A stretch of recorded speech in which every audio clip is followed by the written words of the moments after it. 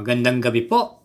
Muli po tayo nagbabalik, Mangkelos TV, mga katrokis, upang magbibigay ng ating giya naman sa araw ng kinabukasan, Miyerkules, March 18, 2026. Balik po sa bakuran ng Metrotorp ang pangarera. Meron po silang 7 inihanda at tulad ng dati, nakasanayan, 5:30 na po ng hapon ang umpisa po ng largahan. Di po gaano kakapalan, naglalaro po sa pinakamarami, 8 kabayo hanggang 6 sa ibang pangarera. Tulad ng ating pinararating, hinay-hinay lang po at singit po tayo ng dihado dahil tapatan lang po talaga ito. Wala pong magaling dito. Pero tayo magsisimula na rin po. Halina po. Karera number 1, start po ng winner take all, races 1 to 7 with Pentapecta, distance 1,200 meters and 3-year-old and above. Maiden race for placers, post time 5:30 p.m. at meron po tayong 7 entries. Pangprimera, yung number 1 high speed na papanubayan po ni AB Serios. Ito yung matagal na po sa maiden to at meron po itong magandang takbo. Nang nakakalaban niya po ay sila Super Dancer, si Pocket Boy. Nasigunda po ito, kaya lang nung last year pa, November 21, 2025 kay Super Dancer. At meron po siyang hawak na tiyempong 1 minute and 14.4 sa 1,200 meters. Ito po ay naipipacing itong kabayin to na isusunod. Mga pang-4 o mga 3 pwesto po sa alisan. Bilang panigundo po natin dito, yung kalahok number 5, Keep Smiling ni A.R. Villegas naman po. Ito na po ay may ugong na rin po ito yung mga nakaralipas mga buwan ng takbo niya. At meron po itong magandang takbo. Last year pa rin po dahil may katagalan na rin po sa maiden. Noong September 12, 2025 kung saan nasigundo po siya kay Cool Chains. Meron naman po siyang tiyempong 128.2 sa 1,400 meters. Kung atin po kakalkulahin para sa distansyang 1,200 meters, mari po siyang gumawa ng mga 1 minute and 14. So within 1 minute and 14 to 1 minute and 15, maring po magkatalo po itong karerang ito. Kaya sa ulitin po, pangprimera po natin, number 1 high speed at panigundo yung number 5 Keep Smiling. Karera number 2, start po ng Pick 6, races 2 to 7 with Super 6. At meron po tayo ditong 8 kalahok, isang class 4, 42 to 56 group split. Ang ating pong pampremera rito, yung number 4 na rin, Mr. Manillennial, na muling rena po ni JB Ponce. Sa tingin naman po ay hindi niya na po paunahin sa unahan yung mga kalaban niya rito. Wala naman ako nakitang ganong matuling-tuling dito, kundi siya. At maaaring bumaliglig sa kanya ay yung number 1 rin, King Hans. Pero sa lundagan din po ay wala akong mauuna sa kanya. At meron din naman po itong itatagal sa harapan. Kaya siya po ang ating pampremera. Nung nakaraan po ay dumating lamang po ito ng segunda nung talunin po siya ni Walk-in on Sunshine. Nung sa isang laban niya kung saan na segunda po siya kay Walk-in on Sunshine nung buwan pa po ito ng February 4, 2026. At bilang panigunda naman po natin dito yung numero 2 Arcturus na lately po ay maganda na po ang kinikilos at parati pong natitimbang sa patnubay ni PR Dalema. Last March 6, ito po ay dumating po ng segundo pwesto kay Bukawe Rivertown na ipipacing po itong kabayang to. At bilang panersera, isama po natin dito yung kalahok number 6, Walk-in on Sunshine na nung huling takbo niya nitong March, saan dumating po siya ng mga panglima sa karerang pinalunan po ni May 10. Pero tulad nga aking sinabi kanina, ito po ay merong naitalang panalo last February 4, 2026 kung saan tinalo niya po si Mr. Manillennial. Kaya muli, para rito sa karera numero 2, pili po natin 3, pangprimera, yung numero 4 Mr. Manillennial, panigunda numero 2 Arcturus at panersera yung numero 6 Walk-in on Sunshine.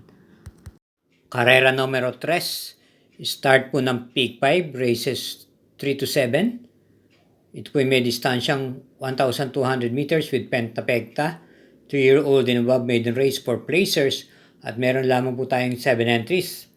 Ating pong piling pang-primera rito, yung kalahok numero 2, Edge of Glory, na papanubayan po ni J.R. De Ocampo.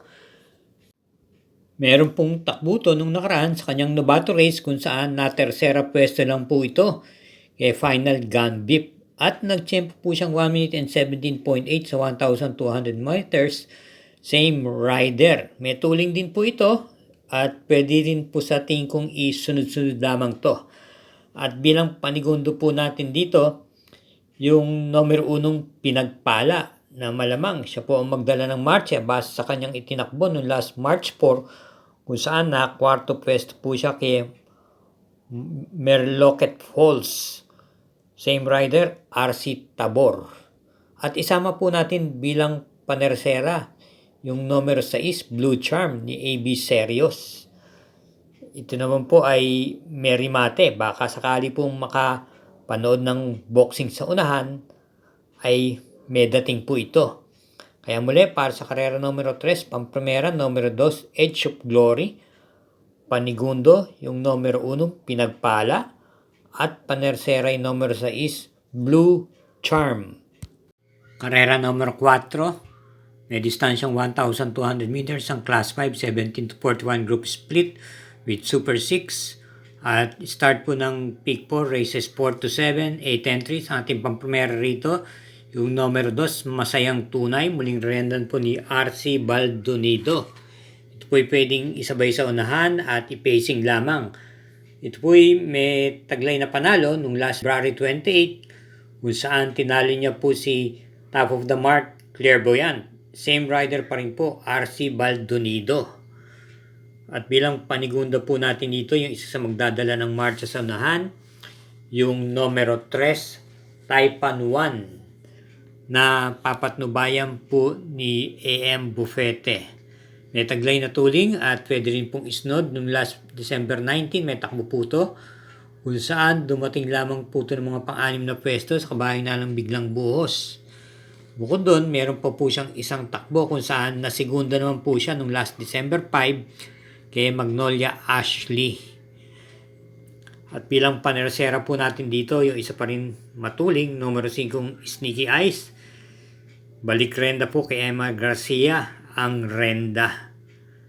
Kaya para rin sa karera numero 4, pamprimera yung numero 2, Masayang Tunay. Panigundo, numero 3, Taipan 1. At panersera yung numero 5, Sneaky Eyes.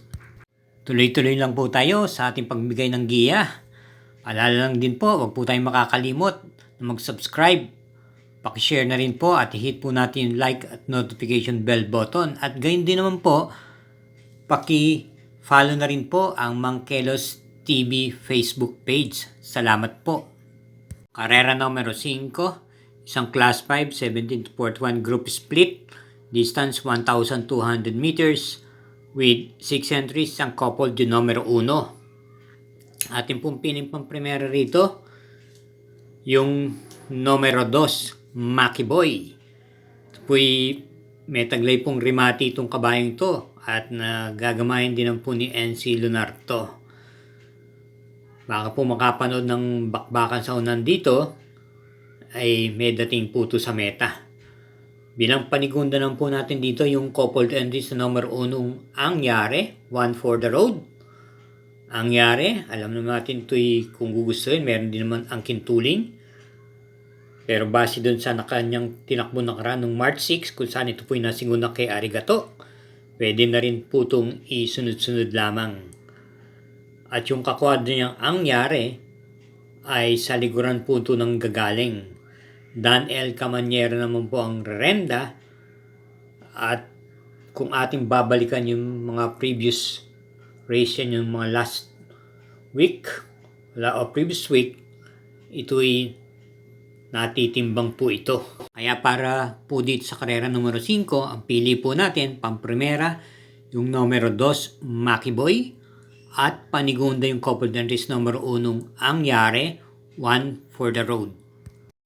Karera numero 6, penultimate race, isang class 4, 42 to 56 group split with pentapekta, distansya 1,200 meters, 7 entries. First choice, yung nabiting nakaraan, yung numero 3, Love Ko To, na muling rerendahan po ni CS Pare. Ito po ay inabot na lang po sa meta nung last February 20 ni 7 cycles. At meron po siyang 1 minute and 14.6 sa 1,200 meters. Ito po ay may bilis din po na pwedeng isabay sa unahan.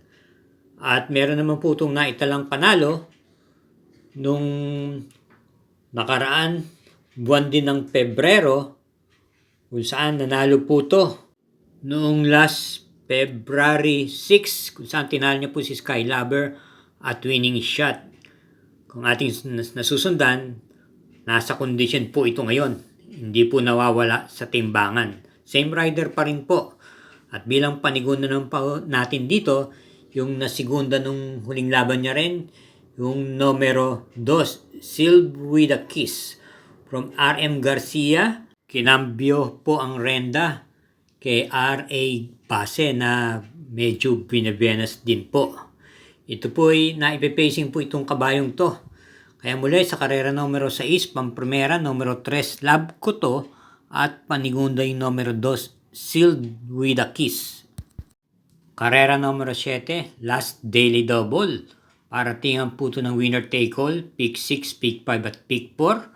At meron po tayong Super 6 dito, may distansyang 1,200 meters, ang class 5, 17 to 41 group split. 8 entries.